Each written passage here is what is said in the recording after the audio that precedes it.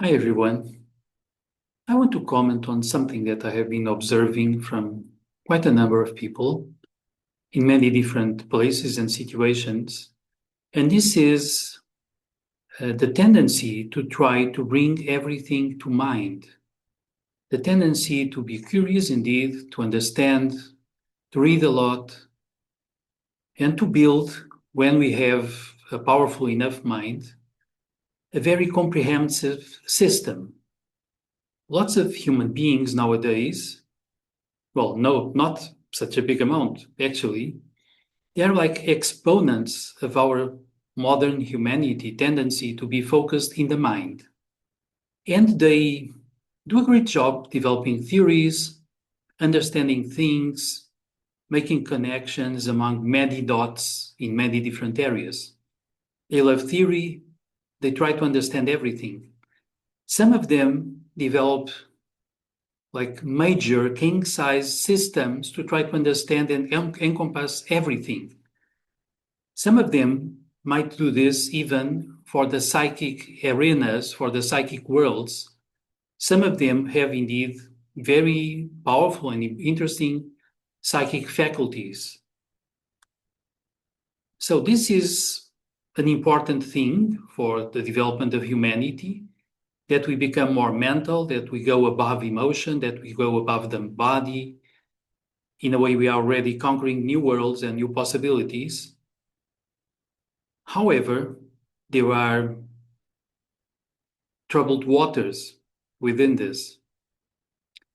I have seen some authors who have published, some of them quite a number of books.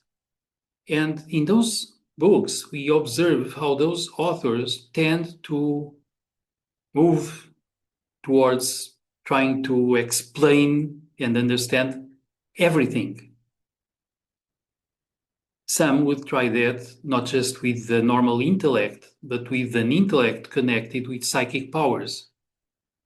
The trouble is that that's a dangerous arena because it becomes self-centered, sort of black magic easily, but also because if we develop a king-size network of concepts, and if we try to bring everything to mind, we risk becoming like the spider that might have a huge web and work all the time on expanding the web, but it will be trapped in her own web all the time.